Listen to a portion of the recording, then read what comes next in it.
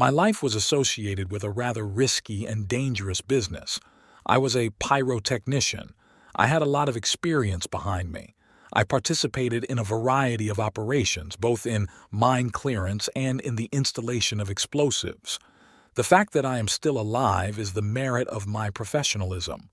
I always clearly understood what and how I need to do, but my life has not been devoid of the simple joys of life. I had a wife, Chloe, with whom I have been married for about 18 years. I always wanted to get home as soon as possible to see my beloved as soon as possible. Everything was good in our life. Chloe was a loving wife, and I never noticed anything unusual about her. We had a great time together. In addition to my main job, I had a hobby.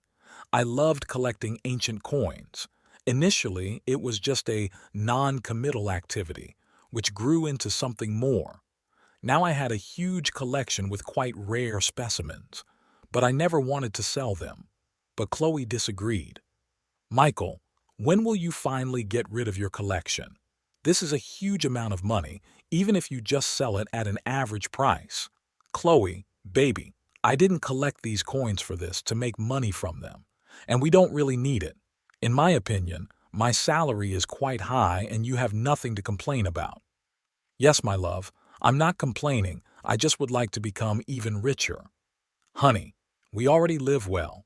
We have good cars, a beautiful house. And when I finish my service, we will still have a great pension." "Honey, I still don't understand why you need them." And we had a lot of such conversations with Chloe. I didn't understand why she needed all this. One day, I wanted to sit on the couch where Chloe's coat lay sloppy. She was in a hurry. She had to do a couple of chores around the house and go back to work. I was on vacation at that time. I picked up my coat to hang it on a hanger and a business card fell out of her pocket. "Steve Archer, Landscaping Services." "Honey, you got a business card here. You want to ennoble our territory around the house." "Yes, dear. I completely forgot about it. Probably it was necessary to consult with you initially." Chloe was confused. "Does this guy know his stuff?" "Honestly, I do not know. I only saw him once. But I have been thinking about improving our lawn for a long time. This was very strange news for me. Chloe has never been into design before. Yes, she didn't even plant flowers in a flower bed. And then she decided to radically ennoble everything. But I decided not to betray this value. Time passed, but she did not see any specialist. "Darling, so where is the specialist whose business card fell out of your pocket?" "Honey, I've changed my mind about doing this. Another time somewhere in the future, somehow, another time sometime later." The strange behavior of my wife confused me a little. On the one hand, there is nothing of the kind here. But every time I asked her about this guy, she got nervous and tried to hide it. At the same time, recently we were no longer as close to her as before. She increasingly went for a walk with her friends, left me alone. I have never been overly jealous. I completely trusted Chloe, but I didn't understand what was starting to happen. And Chloe still said that she loved me and was ready to share her whole life with me. "Michael, hi." My colleague greeted me. "Hey, Sammy. How are you?" "Yes, everything is fine. Maybe see you. I'll just be in town." "Take Chloe. You can take her brother too." "What other brother?" I asked anxiously. "I just saw Chloe with some guy recently. She said it was her brother." "I understood you." "Okay, Sammy, I need to run. I'll call you soon. We'll meet. We'll sit." I had a bunch of different thoughts in my head that ended with one thing. Chloe is lying to me. She never had a brother. Yes, and I did not want to ask her. She would have spun something new. So I decided to follow her. I wanted to know who Chloe sees when I'm away. I chose a day and told Chloe that I would go to a meeting with my colleagues that evening. There will be only guys, so she has nothing to do there. Chloe reluctantly agreed. I left the house early and got into the car. I drove a short distance from the house to see how Chloe would get out. About a couple of hours later, Chloe left the house and got into the car. I followed her. Chloe stopped near small one-story houses that were rented out. She got out and went to one of the houses. Someone must have been in this house. but there were no cars in the parking lot. I carefully crept up to this house. The window was covered with curtains, but it was slightly ajar. Probably forgot to close because of the curtains. The territory here was very uncomfortable and well visible. I didn't want to be caught as a boy spying here. I turned on audio recording on my phone. I tied a thin rope to the phone, which I had in the car, in order to pull the phone out of the window if necessary. I quickly and carefully put the phone on the windowsill and disappeared, watching everything. What was happening inside, I did not see, but I had a very bad feeling. A little time passed, and I saw the curtains near the window move. I quickly yanked the phone out of the window and dragged it into the grass, hoping the phone didn't break.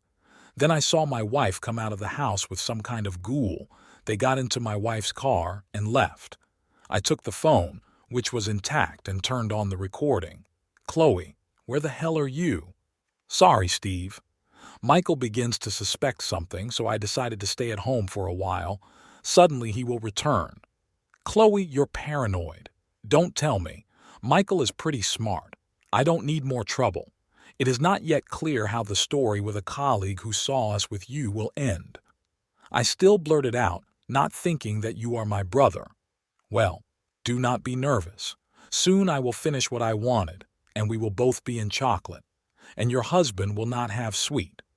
Now, let's not go into details. Better come here and I'll show you how a real man should act." Then I heard heavy sighs. These bitches fucked hard. "Oh, you're a venal bitch," I shouted. I definitely didn't expect this. My wife, with whom I was already going to meet my old age, decided not only to cheat, but also to set me up. I couldn't get it all in my head. Anger, pain, and despair tore my mind. There wasn't enough air to fill my lungs. Soon rage spread through my body, and I was at breakneck speed. Went looking for those bastards. I didn't care anymore. I just wanted to tear their heads off. But I didn't find them in the city. Chloe didn't answer my calls. And I went home. But when I was already at home, I noticed that my wife's car was already at home. My heart started beating again like I ran 5 miles non-stop. I was breathing heavily and heading home with furious anger. "Chloe. Chloe.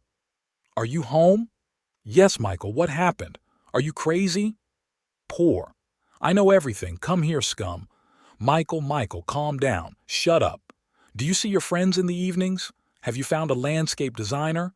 I know that you fucked with these bastards. I was there, but I didn't have time to beat you on the spot. Come here." I burst into the room where Chloe was.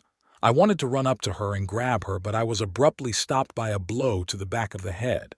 "Good night, motherfucker.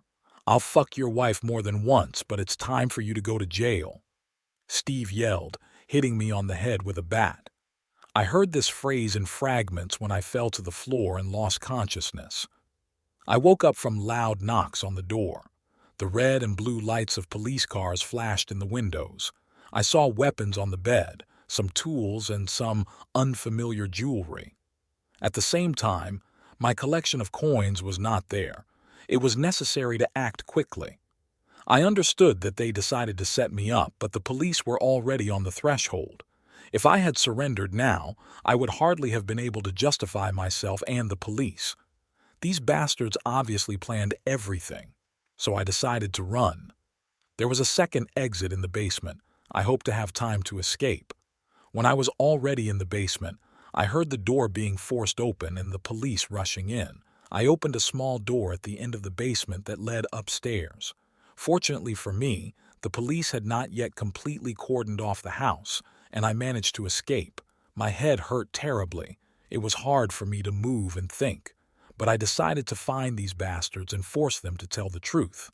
But I couldn't get to my car. I had to break a window in a car parked nearby. I was good at electronics and quickly disabled the alarm. Finding the ignition wires, I was able to start the car. I just drove straight on, not knowing where I could find them. But suddenly it dawned on me.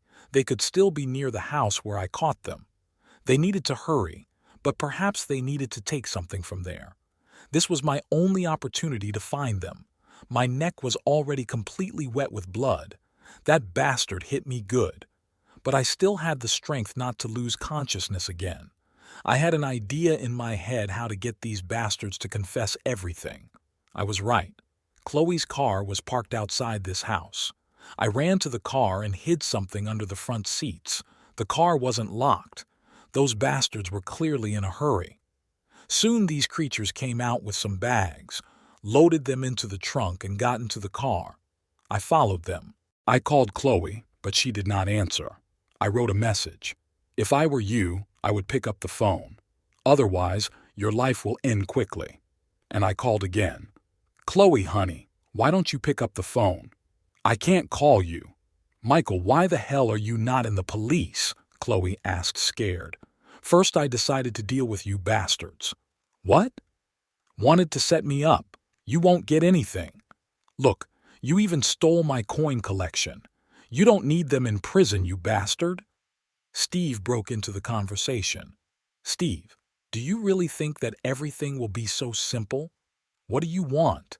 We left a lot of evidence at your house. You're covered. And all those stolen jewels from the jewelry store will be a great investment to travel and fuck Chloe while you rot in jail. Smugly and confidently expressed Steve. Yes, I see. You are a confident, strong guy. Chloe loves these. It just won't work out the way you want, you worthless piece of shit. Under your asses, I planted anti-personnel mines with a special weight sensor. They will rip your ass off the moment you try to get out of the car. Additionally, I installed radio detonators. If you decide to do any other stupid thing, I will blow your asses remotely. And as proof, I'm blinking my headlights at you now. You can wave to me. I can see you. To be sure, you can feel gently under your seats. Michael, no, don't do that, Chloe yelled. What the heck? Steve shouted. Steve, don't move. He can do it. You know who he is. Yes, Steve. You better listen to my wife and don't piss me off if you don't want me to blow you up this second, you stupid, arrogant bastard, I screamed.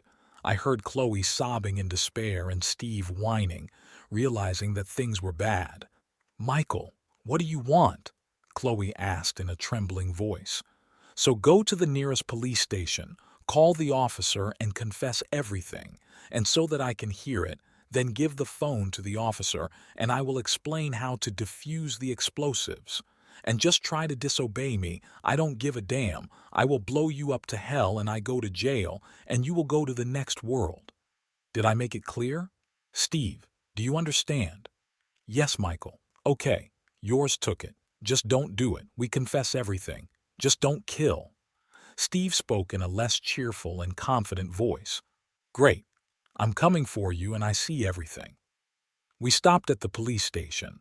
Nearby was a patrol car near which there were a couple of officers. One of them approached the car.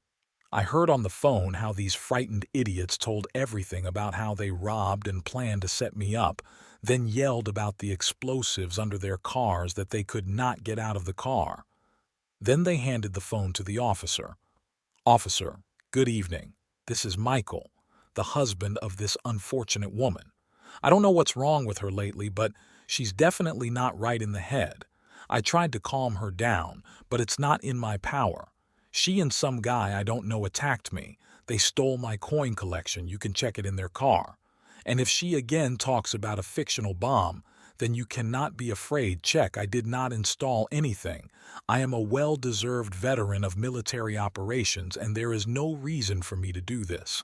Both of them need to be handed over either to prison or to a psychiatric hospital. Decide for yourself. I'm in the hospital right now because this guy broke my head, I told the officer. I did not wait for them to sort things out with the officers, but went to the nearest hospital. In the car, they just had 2 very ordinary boxes of earth, which I hurriedly pushed under their seats, and they believed my convincing story. The police, of course, took me into custody, but soon I was acquitted. These bastards confessed to everything. Of course, they tried to lie later, but no one believed them. I passed on a snippet of the conversation, as Steve threatened and talked about his plans. So these bastards can't get away. They were put behind bars for a long time. I compensated my neighbor for the stolen car and even more. It was my good friend, so there were no problems. I have sold my coin collection. I decided to completely let go of the past and went on a journey to the most exotic places.